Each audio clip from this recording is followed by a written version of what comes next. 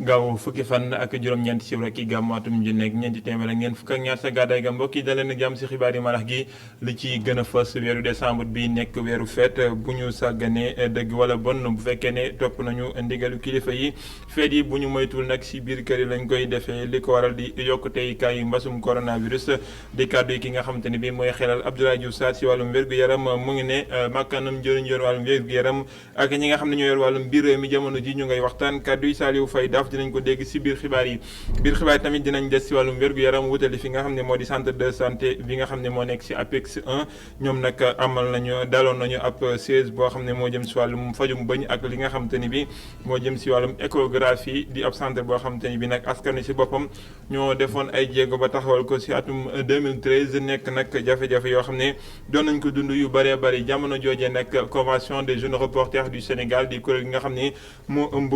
journalistes yu ndaw yi si réew mi nag amaloon ab ndaje lël bu njëkk boo xam ne moom la ñu ubbi daara ji ñuy tàggatee mbooleem seen naataango yi nag ñu doon waxtaanee lépp nga xam ne moo jëm si wàllum warma gi nga xam ne taskatu xibaar yi war nañ ko am nasaraan di ko wax éthique ak déontologie loolee moo nekkoon solo waxtaan wi ànd nañ ceeg ay kilifa yoo xamante ne bi di magi taskati xibaar yoo xam ne ràññeeku nañu lool si réewum Sénégal lii mooy li nga xam ne moo gën a fës si xibaar yi nees gis ñu yaatal ko.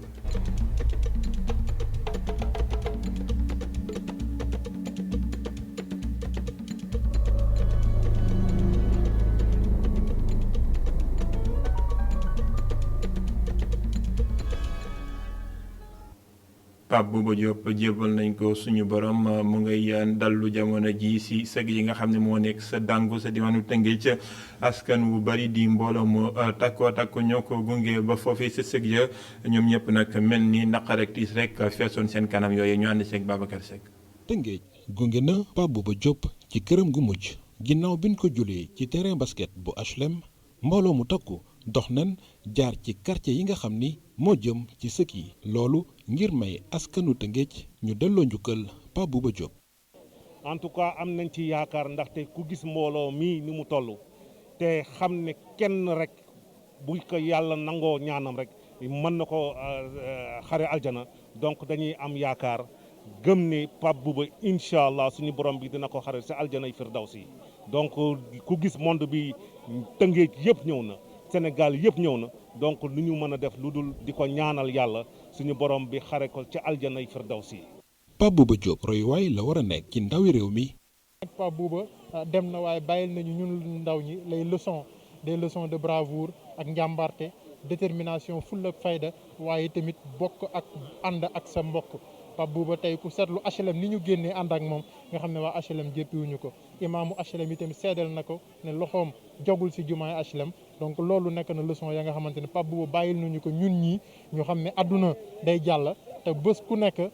sa bés dina ñëw yàlla na yeex. yaatu ak gëm li muy def jikko yooyu la waa Tëngéej bi jàpp ci Pape Bouba.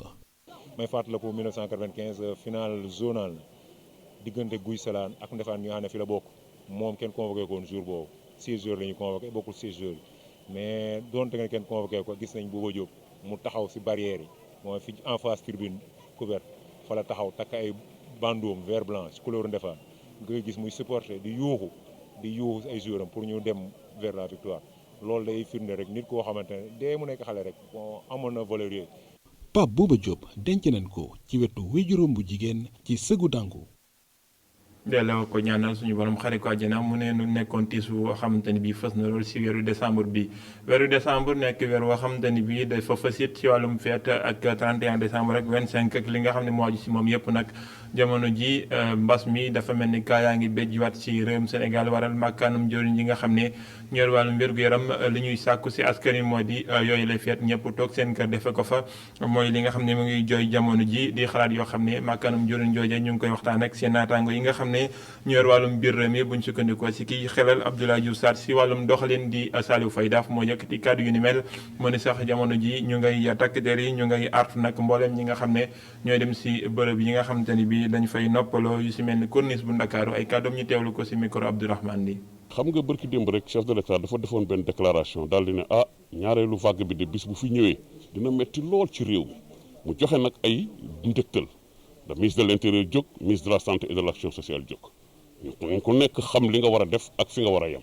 moo tax ci suba man la dama jot benn bataaxal buy wane ne alkaati yi ñu ngi ci corniche bi di taxaw di tere même nit ñi di gaare si foofu parce que corniche bi xam nga li muy jël ci nit day bari te yëf yi wàllaate bi dafa gaawaay boo xam ne ci nuyoo ci sëqët ci tichool yi ci lépp moo tax Abdoulaye Diouf Sarr tamit daal di ne man li ma bëgg mooy que ñëpp delluwaat fañ newoon ci masque yi takk masque yi di raxasat loxo yi éviter dajaloo yi éviter ngénte yu rëy yi éviter takk yu rëy yi éviter dëj yu rëy yi su amee ñëpp ñëw taxaw kenn ku ne di riisoo ba ëllëg ñu amati ay malade yoo xam ne kenn du xam foo koy waxee feet boo koy def da nga koy tal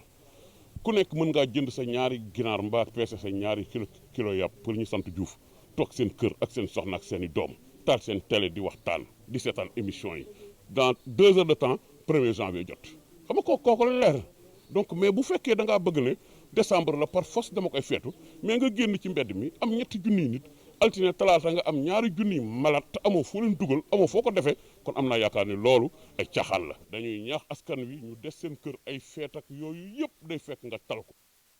man de am jebbiwaat moom mbas mi def na ko tey jii am nañu toll si téeméeri cas yu si xayma gu mujj gi nga xam ne def nañu ko si te junni ak ñaar téeméer ak ñeent fukk ak ñeent test yoo xam ne def nañu ko si yooyee du toll si ñaar fukk ak juróom-ñeent ñoo xam ne xam nañ ñi leen wàllu jàngoro ji amul kenn ku ko jëli bi ci réew juróom-ñaar fukk ak benn ñoo xam ne xamuñ ñi leen ko wàll ñeent fukk ak ñaar fukk ak ñeent ñoo xam ne wér nañ ci day jërek ak juróom-ñett ñoo xamante ni bi jàngoro ji lotta na leen kon lu toll si ñetti téeméer ak ñaar fukk ak juróom-ñett ñoo ñi nga xamante ni bi ñooy faju si mbasum coronavirus jamono ji si loxo yi kër docteur yi ñu wax si leen tamit des si kër docteur ba léegi si kër docteur gi nga xamante ni bi moo di centre de santé bi nekk si APEX 1 ñoom nag daloon nañu ab siège boo xam ne moo jëm si bañum bëñ waaye tamit li nga xam ne moo di ab appareil bu ñuy defee échographie nekk loo xamante ni bi gënal la si ñoom ndaxte kër googee ba askan wa daal di defee seen man-man ba sampal ko seen bopp si atum 2013 ba nii ñu ngi doon dund ay jafe-jafe yu métti waral wàllug makkanam jëriñ ji nga xam ne ñooy wàllum wér-gu-yaram si réewum Sénégal ngir dem taxawu leen taxaw googee fekk woon na ko Abdourahmane Di. bile poste de santé bu demee ba taxaw daa fekk ni ñi dëkk ci gox bi di Yoff APEX 1 ak lu ko soriwul dara dañu ci dugal seeni yoxo mu nekkoon priorité bu ñu satisfaire ci atum 2013 wante tey ji poste de santé bi ci boppam daa amee ay priorité boppam weesoo maternité bi nga xamante ni ñu ngi ko fi tabax poste de santé bile daa amee ay jafe-jafe ci wàllum matukaay yu ñuy jëfandikoo ci liggéey gi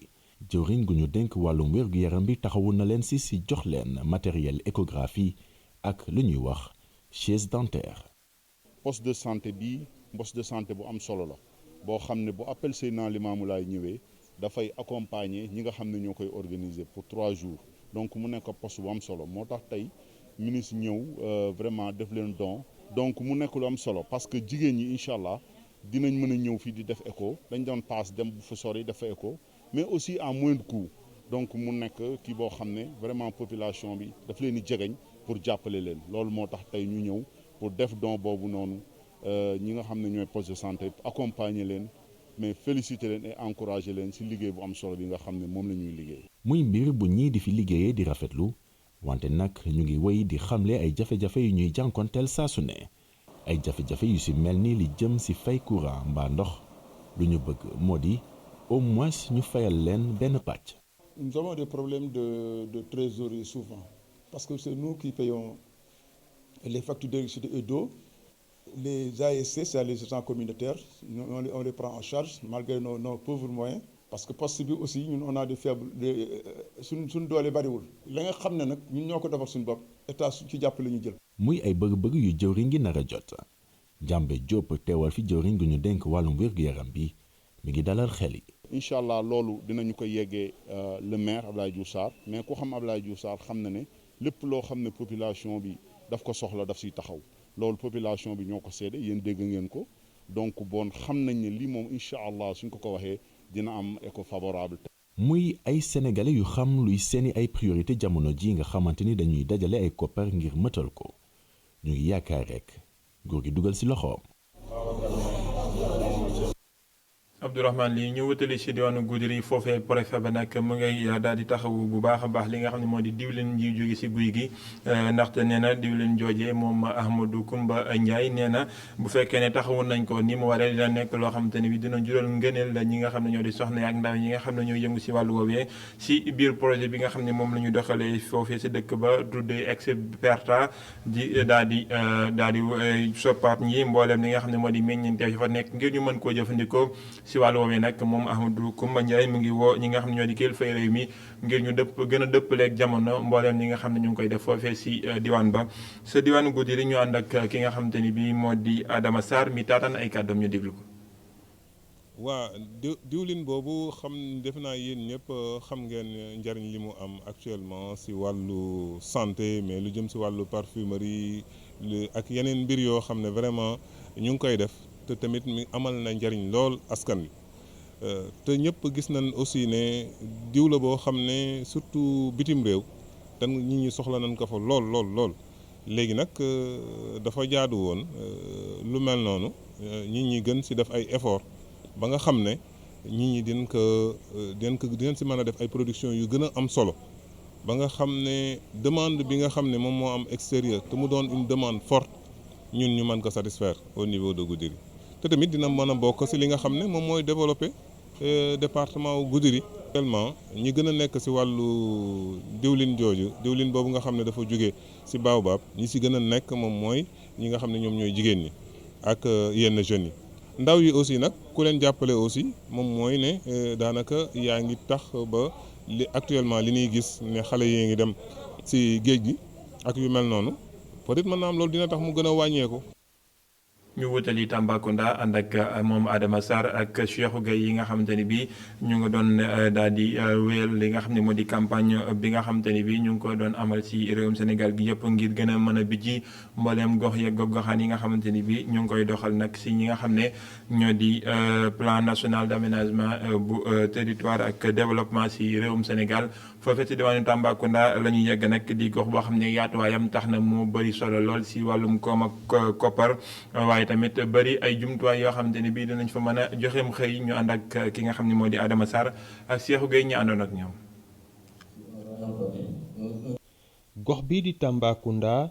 bokk ci dëkk yi nga xamee ne day mu ëpp meññeef guy bàyyeeko ci biir suuf si su loolu la weesoo itam ñëpp xam nañ ne fa la parc national Niokolo-Koba nekk loolu la yëpp tax nag ba lii di plan bu bees bi nga xamee ne àndi nañ ko mu di PNADT dina mën a suqale bu baax koom ki bàyyeekoo ci région bu Tambacounda. te Tamba nag ci wàllu boobu au moins am na 4 atouts 4 vocations benn bi mooy que ñun ñooy région bu gën a yaatu ci Sénégal donc ñu war a mun a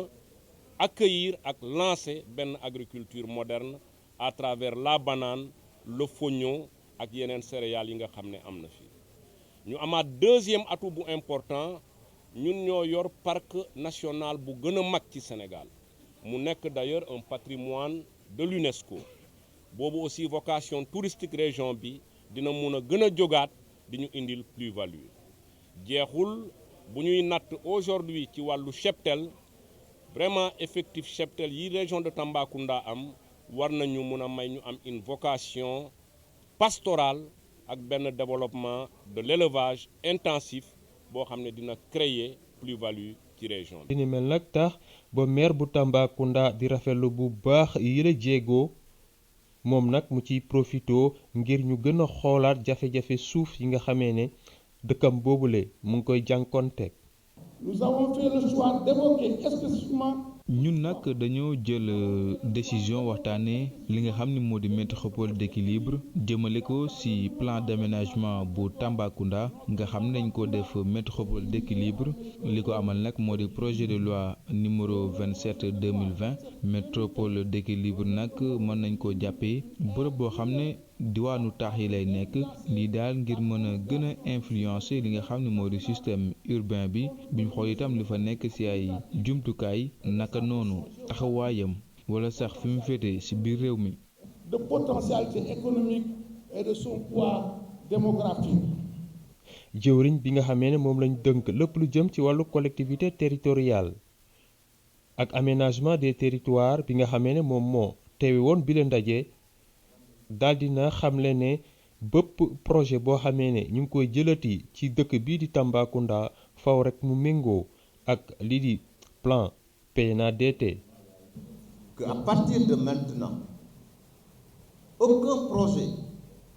fi mu toll nii daal mën nañoo wax ni amatul benn projet boo xam ne mën na suqaliku wala sax mën na dox te bokkul ci li nga xam ne moo di plan national d'aménagement du territoire lii dafay firndeel ni rek Tamba file boo xamee ni kenn bëgg na fee ñëw amal fi ab projet fekkee ni sax projet boobule nguur gi moo ko moom nguur gi naka noonu gouverneur bi war nañoo xool li nga xam ne daal gi fi indi projet boobu lan lay liggéey ndax li muy def dëppoo na ak li nga xam ne moo di plan national d'aménagement du territoire maanaam plan bi nga xam ni mooy wax naka la ñuy yore li nga xam ni moo di suñu suuf fii Sénégal. Soit conforme au plan national d'aménagement et de développement du territoire.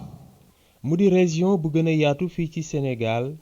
Tambacounda di am yaakaar ne ak plan bu bees bi nga xamee ne nguur gi teg na ko dey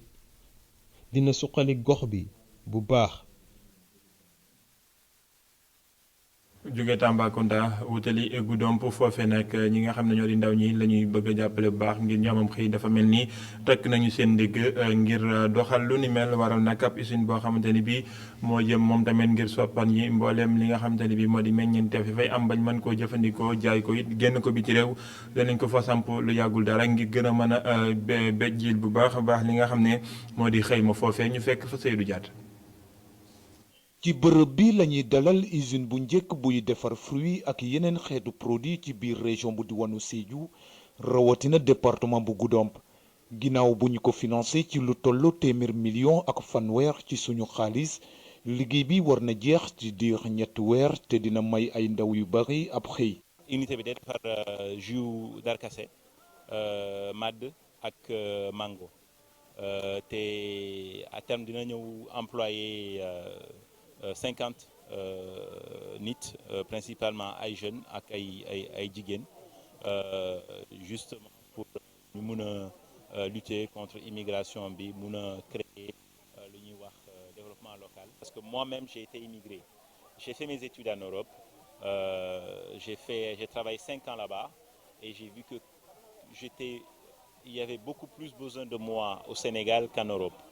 C'est pour ça que je suis revenu. projet bi nga xamante ne ñu ngi koy taxawal ginnaaw lëkkaloo ci wàllu financement gi dox diggante DER banque agricole waaye it ONID nekk na ay jéego ci dàkk ndóol ak ñàkkum xëy ci douane gi waaye it ab doxalin buy soññ ndaw yi ñu mën a jéemal dara seen bopp jaarale ko ci taxawal ab projet te laaj financement. ku xalaatoon 10 ans avant que pomme d'acajou bi que war nañ ko mën a def jus alors booba. mu lay am na ñoo xam ne ñoo ko fi jiitu mais mënoon nañu jàpp ci loolu mais tey ji mu lay bu génnee juem bi waa Balantacounda dañ naan ali xam nañ ko mais lu tax jotuñu ko def donc li nga xam ne mooy solo si mooy jëm a pousser nit ñi ñu am ay initiative ñu gëstu jëm a seet fu ñu mën a jàpp pour que yëf yi jëm kanam. Sénégal réewum possibilité la am na fi ay partenaires yoo xam ne seen taxawaay daal ci yooyu la ñuy yëngu di jàppale jeunes yi nga xam ne ñu ngi am ambition boobu pour réaliser defar seen dëkk yaakaar naa y a encore beaucoup à faire. muy gouvernement bi muy DER muy ONUDI ak yeneen partenaires yëpp FONGIP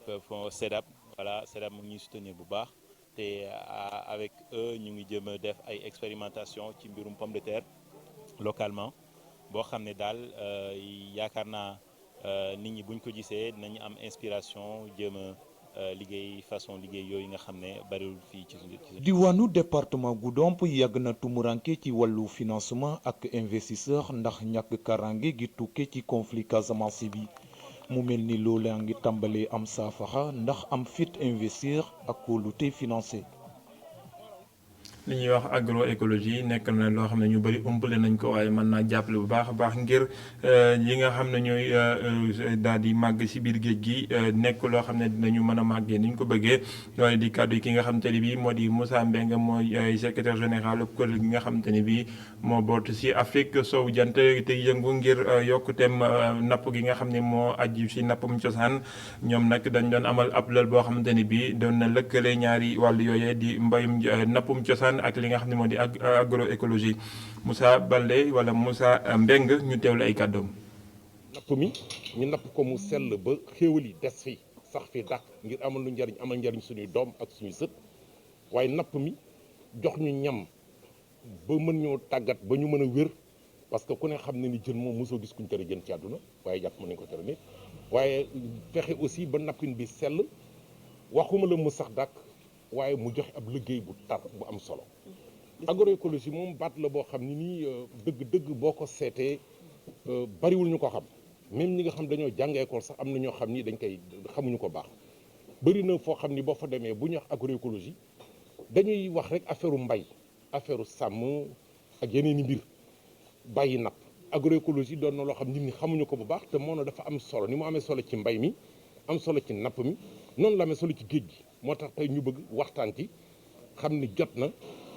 gëstu yi nga xam ni moom lañ defoon ci juróom-ñaari dëkk yi nga xam ni moom la ñu lim sànq ñu waxtaan ko weccee ci bu ko defee seet yi nga xam ne ni moo ci ëpp solo ñu seet nu ñu koy jàppee ngir mu amal njariñ askan wi ngir maanaam agroécologie mën a saxal napp mi dàkk ñu jariñ suñu sët waaye mu jox ñu liggéey jox ñu ñam.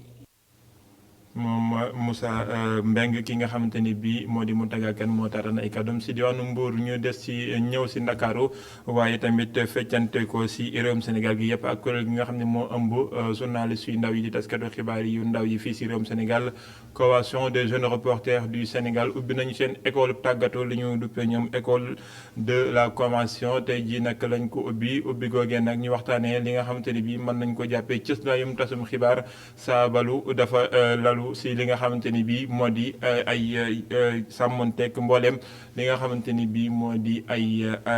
àq ak yelleefu doomi aadama yi loolee nasaraan tuddee éthique ak déontologie waaye tamit teg ko si ngor gu mat sëkk loolee mooy li nga xamante ni bii moom la Ibrahima Bakhoum mi nga xam ne saabalkat la bu mag boo xamante ni bii day tàggat sax ay saabalkat yu ndaw si réewum Sénégal ki nga xamante ni bii nag moo jiite googule kuréel nga xam ne moo ëmb saabalkat yu ndaw yi di Ibrahima Baldé li mu jàpp moo di ñoom taskati xibaar yu ndaw yi faaw ñu jàppal leen nag si wàllum koom ba ñu am dëgër lay ba mën a sàmmonteeg loolu nga xamante ni bii moo di cëslaayu liggéey bi ñu teewlu seen i kàddu. liggéey éthique moom daanaka yëfi ngor la ak jomb naa def lii jomb naa wax lii suma ngor mayu ma wax ko ma bind ko loolu mooy éthique bu fekkoon ne dañ leen sa journal la nga nii wala sa rajo nga nii waxal lu la neex mais réew mi wax ma ak réew mi kon àdduna si mooy tas ndax journaliste dafa da nga koo jàng yaa xam noo ko mën di jàng mais da nga koo jàng responsabilité ba nga am mooy bu may wax ak nit ñi naa seet li nga xam ne ji réew mi am na ci soxla mun na jëme doomi aadama yi kanam mun na jëme réew mi kanam mun na tax tamit nit ñi am seeni droit ñu respecter seeni droit li ñu wax ne kenn ku nekk sañ nga sa boo nekkee sa biir réew nga sañ nga mun a wax li nga xalaat am nga ci droit loolu benn la waaye munta mayee mukk nga ne bon léegi comme noonu la naa jël ku nekk man teg ko ci plateau bi wala ma jox ko micro muy wax parce que la ñuy wax loo xam ne amalul réew mi njëriñ te la muy yàq sax moo ëpp koo xam ne dafay ñëw waxi ñaari nit waxale juróomi nit rek la intéressé loolu taxul ñu ubbi rajo taxul ñu ubbi télévision. wax bi ñu njëkk a wax nag ci ñu jàpp ko moom mooy éthique muy ngor ci responsabilité individuelle la maanaam képp journaliste boo xamante ne tey ci liggéey bi ngay def da nga ci war a xool yow sa bopp ci éducation bi nga xamante ne recevoir nga ko avant sax ngay wax formation ou bien formation bi nga amal ca école ba wala rédaction bi ak njiit ya nañuy doxalee donc vraiment ñuy rafetlu teewaayu jeune journaliste yëpp ci li nga xamante ne tey vraiment ñu ngi leen doon déglu bu baax a baax di wax ni rek dina am yeneen daje yi nga xamante ne convention jeune reporter dina ko organiser pour gën a mën a ñoŋal ci li ñuy yëngu muy métier taskatu xibaar. Sidina May moo tax nan kàddu yooyu lee taskati xibaar beneen taskatu xibaar boo xamante ni bii dellusiwaat na nag si diggante ki nga xamante ni bii moo di Mandela Nelson Mandela bu Afrique du Sud ak réewum Sénégal doxalinam di Mamadou Ibra Kane bu groupe E-Media bi nga xam ne mooy directeur général bi di taskatu xibaar moom tamit dellusiwaat si li nga xam ne moo lëkkale moom Nelson Mandela ak réewum Sénégal mboolem li nga xamante ni bii moo di ay doxalin yu dox seen diggante juróom-ñaari at ginnaaw bu mu génne àdduna ndax mu ngi gënoon àdduna juróomi fan si weeru décembre atum 2013 ñi ki tey tax mu dellusiwaat bu baax a baax si woowule dund li mu ko def nag moo di ab téere bu yaatu boo xam ne bind na ko ci li waral mu bind ko lay leer ñu teewlu ko. Sénégal dafa engagé woon ci combat contre apartheid ñi doon jàng sax man maa ngi fàttali ko 3e laa doon def dañ doon bind ci tableau yi ci école yi l'apartheid un crime contre l'humanité Abdou Diouf ci boppam soldat lam boobu nekkoon président OUA dem ak avion tiim li ñuy doon woowee les pays de la ligne de front ba sax loolu mënoon na ko jural sax ay jéeya moom ci boppam mi ngi koy wax ci livre bi mais aussi histoire Sénégal ak Mandela mooy ndaje bi mu amaloon ak Léopold Sédar Senghor te booba ñoom Ablaye Wade bi ñu nekkee ci opposition Landing Savané Abdoulaye Bathily manifestation yi ñu doon def fi léeg-léeg sax ñu dàq leen sànni leen ay grenades lacrymogènes ak libéraux blancs yi nga xamante ni ñoom ànduñu woon te ñu nekkoon ay nit yu weex ci politique bi apartheid doon dawal ñëw di def fii seen réunion am yeneen ak yeneen comme ay concert ñoom Youssou Ndour def fi ay concert bu rëy ay kàngam ci musique fii ci Sénégal ak bitim réew ba Amérique ba France ba feneen ak feneen ñëw fi jouer fi mais aussi ay ñeneen ay des hommes de culture nu ñu dajeek Nelson Mandela ci Afrique du Sud ki ci mel ni Amidou Sall ba convaincre leen bëri na daal ay anecdotes yoo xamante ni ñu ngi koy waxtaanee ci livre bi te defe naa benn côté la caché boo xamante ni xamuñ ko woon ci Nelson Mandela moom la ñuy wax fii ci livre bi. loolu de mën naa wax ni chance léeg-léeg nga waxtaan ak ñoo xamante ni ñu am ay xibaar yu doy waar benn bés may waxtaan ak benn kilifa bu mag mu ne ma ñuy waxtaan ci Mandela lan moo waraloon Sénégal vraiment taxawu Mandela ba mu ne ma ma wax la li nga xamul woon Mandela mii këram bi nekk Soweto ca Afrique du Sud Sénégal dugal na ci loxoom ma ne ko mu ne ma waaw mu wax ma li ci des nag en tant que journaliste may gëstu di gëstu ba ma am occasion toog ak président Abdou Diouf mu dëggal ko. jaajëfal Babacar Ndaw Faye moo taataan yooyu lay kàddu ñuy wax si wàllum politique ak ànd jëf PADS yi nga xamante ni bii amoon nañu appelal si subay tey ji di ko waraloon nag moo di wax li nga xam ne moo di xew-xewu jamono ak tolluwaayu réewum Sénégal Landing Savané kii naataangoom ñi ngay woo ñi nga xam ne nag ñoom ñoo bokk si càmmoo njëkk politique gi si réewum Sénégal ñu wéyal seen aw doxalin waaye tamit ñoom àddu nañu si coowal ñetteelu mandat bi li mu gis moo di xel sax warta xalaat mbirum ñetteelu mandat dañ ko war a far si réewum Sénégal di am ndaje loo xam ne fekk woon nañu ko Boubacar Dieng ak Moussa Fall. jóg ngir bañ a nax saay lii mooy li nga xam ni Landing Savané mu ngi koy digal naataangoom ñu nekk ci parti de gauche yi ki jiite nag ànd jëf PADS jàpp na ni lu ni mel suñu ko deful kenn dootu leen gis ci arène politique bu Sénégal Landing Savané ñàkkul dellusi ci li mu bokk ci parti de gauche yi. soo sañoon gauche bi dañuy retrouvé wu parce que ñoom lépp lu taxaw ci suñu réew yi gauche wee ko taxawal gauche boobu lu mu def kenn mënu ko weddi ci Sénégal kon nag gauche bi yaakaar naa ne te dafa xariñ gauche bi ñu toll war nañu mën a waxtaan ci mbir yi pour xam fu ñuy jaar ba jot ci unité boobu. mbirum 3e mandat bokkoon na ci waxtaan yi Landing Savané nag jàpp ni ñaari mandat rekk dafa doy sëkk. 3e mandat gëmuma ko àddina bi tey fu mu toll 2e mandat mooy rafet léegi nag ku nekk ak lu mu gëm léeg-léeg nga gis réew bu nga xam ne ni dinañ dem am troisième mandat ndax lii wala lii loolu mën na am soo amee looy teg ci loxo nit ñi pour ñu nangul la troisième mandat parce que démocratie moo ci am solo comme doo fal sa bopp xewi na léegi kuy falu rek dañ la fal kon nag kuy dugg na nga dugg ci loo xam moo gën a wóor. jëm si li nga xam ni nag moo di yore ni mbas mi fii Sénégal secrétaire général bu ànd jëf PADS di jox note bu baax ñi yore lu ni mel moom nag jàpp na ni li nga xam ni moo di sensibilisation maanaam ñaax askan wi waaye itam renforcer mesures barrières yi dañ ko war a def ngir moytu lii di deuxième vague bi. Boubacar Dieng jaajëf ndakaaru si ab sànce dëgg la nekk du ñàkk yéen ñëpp seetlu ngeen ko jamono ji ndakaaru liggéey yi ñu fi naal bëri na lool waaye nag bëri na ñoo xamante ni bi yàqulu nañ si di ay kër yoo xam ne màbbal nañ ko kii bâtiment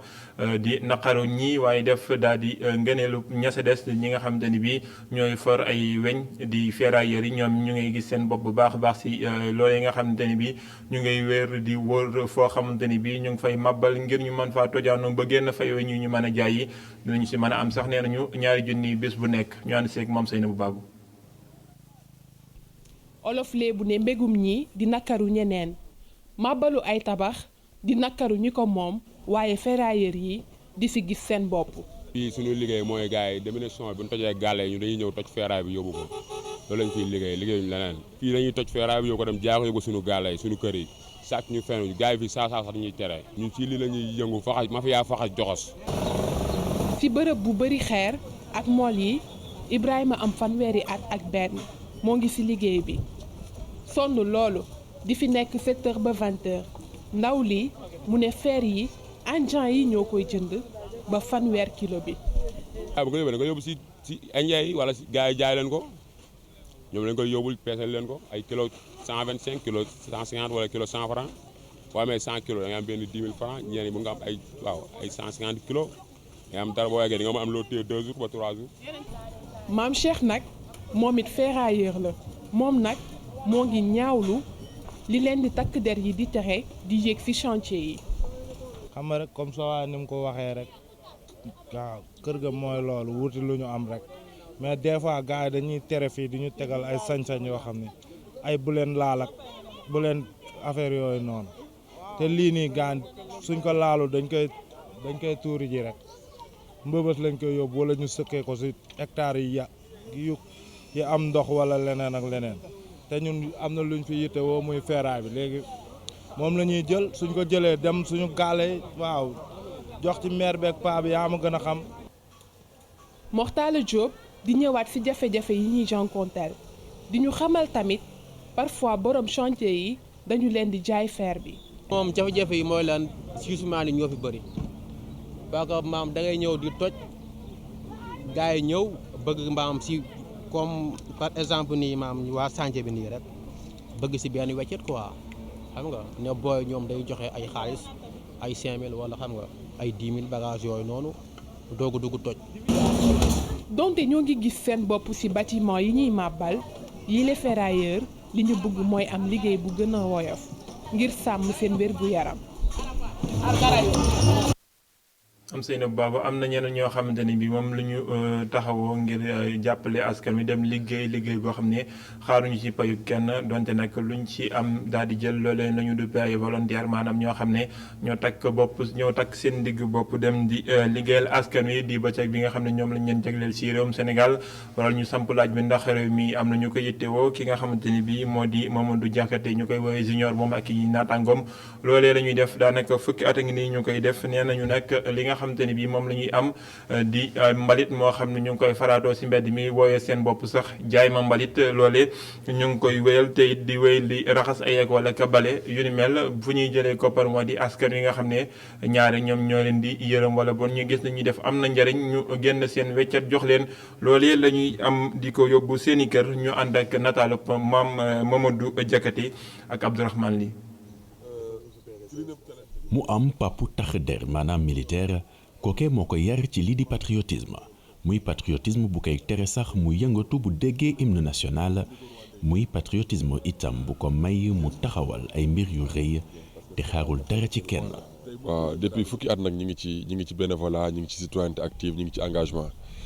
mais dafa jotoon ñu gën ko yaatal maanaam ñu wane ko ci réseaux sociaux yi daanaka bëgguñu woon sax digitaliser li ñuy def donc au fur et à mesure ñuy dem ci ñu dund dañuy gis ni léegi dafa jot engagement changer réew mi moo tax ñu gën a farlu ci li ñuy def nañu yu bari def nañu école yi def nañu daara yi def nañu hôpitaux yi ñu ngi doon waaj a may ay ambulance bientôt donc ñi ngi ci lu bari. tey jii mu ngi ci fukk ak juróomi l'école yi nga xamante ni ànd na ci ak équipe am defaraat ko maanaam réfectionné ko muy ay classe wala ay douche bàyyi wu ñu dara fukk ak juróom benn li l'école bi nga xamante ni fas yéene nañ ko laalaat moo di lycée Lamine Gueye muy bërëb bu ñu nar a defar ab cantine scolaire ak benn restaurant ci njeexte at gi ñu nekk muy mbir bu neex loolu kii di proviseur bi. bi muy ñëw di ñu seet si dafa ñëw ne dafa bëgg ñëw jàpp ci liggéey bi ñuy def ci lycée bi. en tant que ancien mais parce que aussi dafa am groupe boo xam ne loolu la ñuy def ñu ngi wër un peu partout dans le Sénégal di jàppale école yi ñun leen nag ñun projet bi ñu gën a soxal mooy projet réaliser cantine scolaire bi nga xamante ni dina tax suñuy élèves mën a lekk te fekk du cher léegi ci loolu bi ñu leen présenté cantine bi ñu engagé wu ci biñ ci engagé aussi ñoom seen démarche mooy dañuy lancer collecte donc ndimbal wane photo yi dugal ko di wut ndimbal niñ leen di dimbal bi ni muy ñëwee noonu la ñuy réaliser donc ñu nekk ci loolu commencé ko muy li ñuy rafetlu vraiment.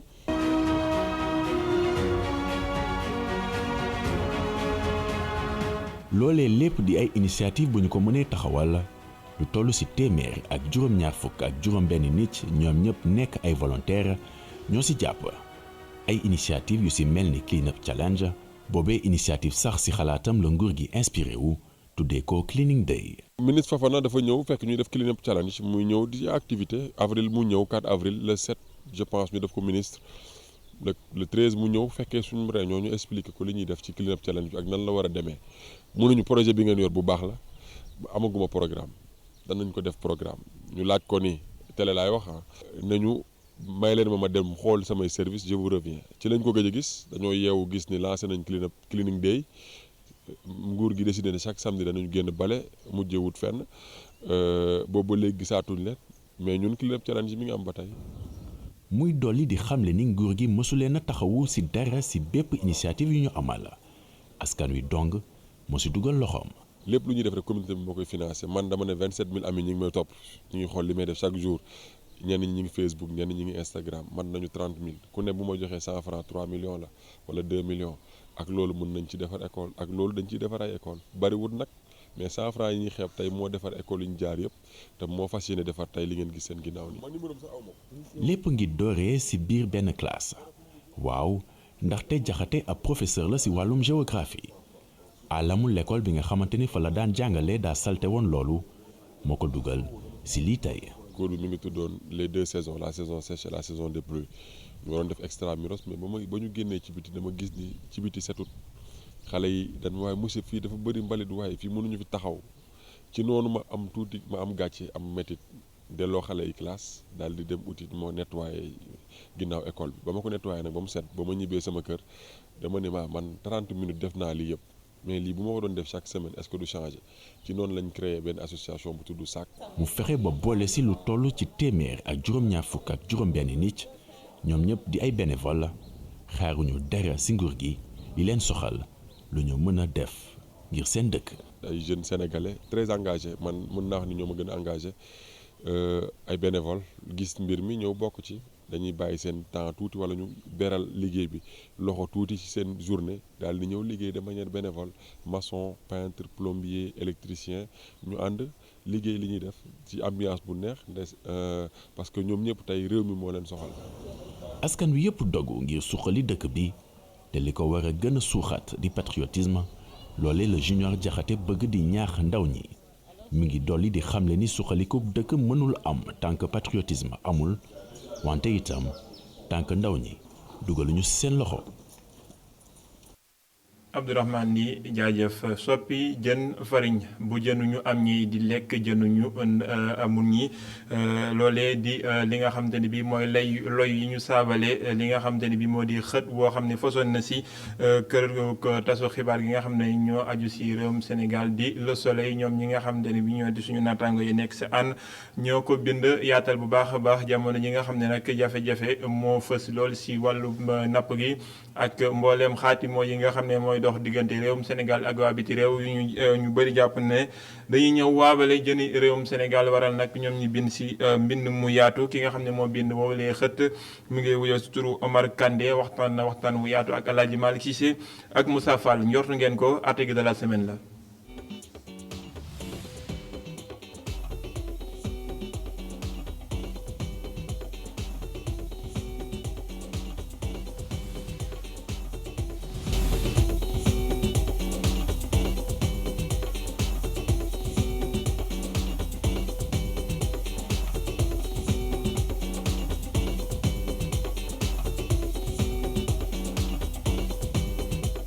ginnaaw ba mu demee ci tefes bu Hann sama naataango bi nekk ci yéenekaay bi di Le Soleil seetlu ni yaaboo bi dafa manqué sabab lay waxtu coow gaa ngi wëyee ni ci accord de pêche diggante Union européenne ak Sénégal.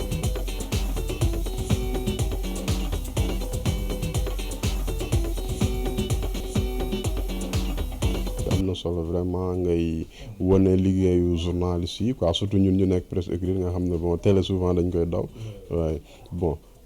dossier boobu li tax ma def ko comme ni nga ko waxee titre bi déjà explication bi parce que bon bi ma demee collecté def ay recherche tamit constaté naa ne phénomène boobu dafa am ci àdduna bi c'est-à-dire de plus en plus day am lu ñuy wax ay usines de fabrication de farine de poisson usines yi defar farine bi ñuy dundalee jën yi nga xam ne dañ leen di yar ci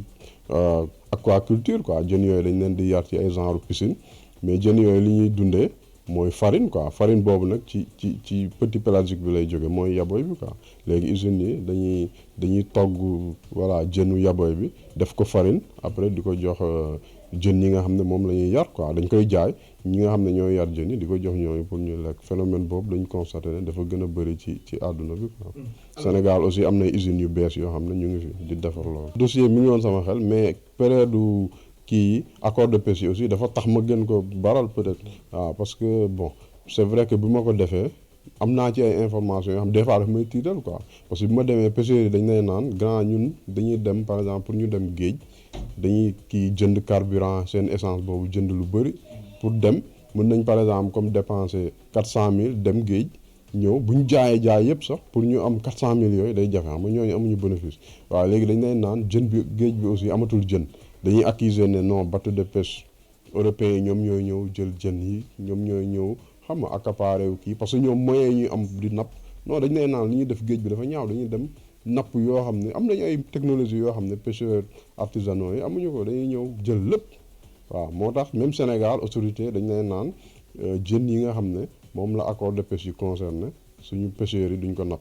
mais est-ce que dans la réalité ñoom am nañ moyen pour vérifier di ànd ak bateau de pêche européen yi di xool ndax vraiment jën ñu leen autorisé ñu napp rek la ñuy napp xam nga loolu jafe na quoi waaw bon man daal li ma ci gis mooy war nañu xool nu ñuy gën a protéger suñu ressources yi quoi parce que 600 000 personnes ñoom ñooy dund ci pêche bi waaw imagine toi ñooñu bu ñu demee ba ñu ne la géej bi amatul dara moo waral ñu bëri jeunes yu bëri dañ leen di gis ñuy mbëkk di dem di jël gaal yi di dem. usine farine jën yi sonalul benn yoon mareyeurs yi lu leer mooy gis nañ ci seen bopp bu baax. sujet bi ma demee moom comme dafa am partie boo xam ne dañuy contre usine bi ak usines yi ak partie yoo xam ne dañ leen di défendre mareyeurs yi moom dañuy défendre bu baax usines yooyu parce que usines yooyu bi ñu ñëwee nee nañ ñoom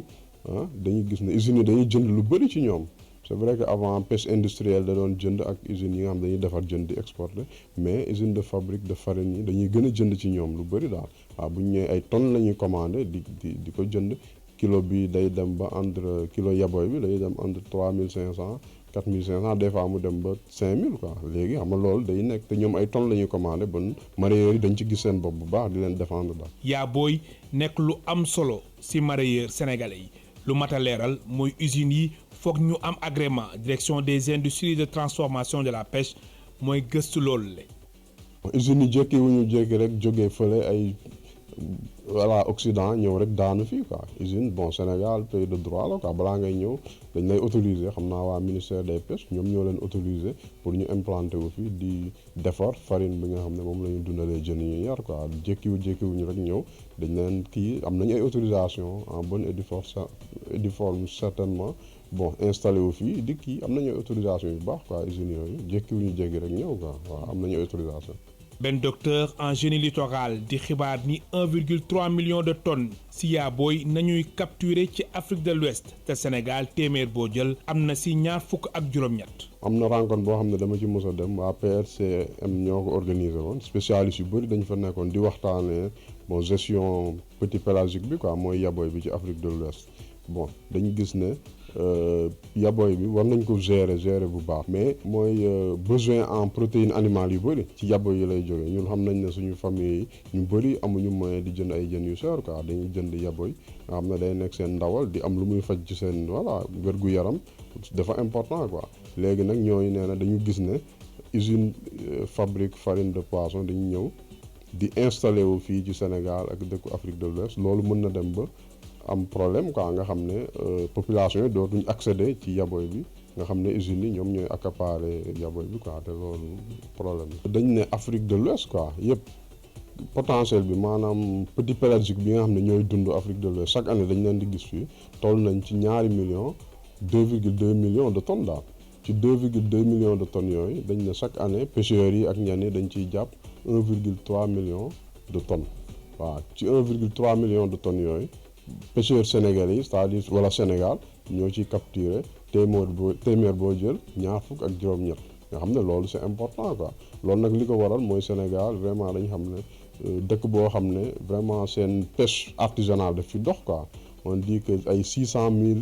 nit ñoom ñooy dund ci pêche bi ñu ci gën a bëri ci pêche artisanale lañ nekk te pêcheur kii pêche artisanale ñu bëri aussi capture yi yaboy lay nekk quoi moo tax Sénégal moom moo ëpp sax lu muy jàpp jën boobu. yaabooy nekk lu raar experts yi dem ba seetlu ñoom tamit li ni mel spécialistes yi di artu di ñaax autorités yi ñu jël ci ay matukaay yu am solo.